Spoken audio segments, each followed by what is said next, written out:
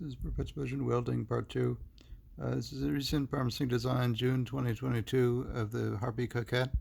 You can see it's designed so that the ball will apply pressure there, lift that, cause that to move downwards, and then there will be downward slope until this later point, and it interacts with the counterweight so that the track will begin to lift upwards. You can see that in this case, the way this is designed, this ring here shows level, and we can see that it's just this upward protrusion that's pushed downwards that allows it to have that extra advantage along the downward slope going towards the counterweight. And the counterweight interacts and lifts the ball upwards when the ball is providing less resistance.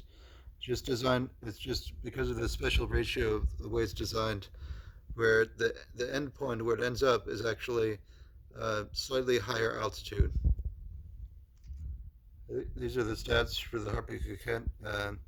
Falling leverage 2 to 3 to 1. That's the distance where along the falling track, the falling position of the track. The counterweight has to be greater than 2.5 times to less than 3 times, somewhere in the middle of that window. And the mass of the ball is 1 times, justified in relation to the counterweight. And lever unity is predicted to be less than 120%, which is still enough to be effectively real. This is an earlier experiment, earlier design for the crescent lever device, which is what this device is based on. This device is also thought to possibly work. Although it has a high rating, it's maybe more difficult to build it correctly. So the challenge has been to design something that's actually practically buildable in an easy kind of way.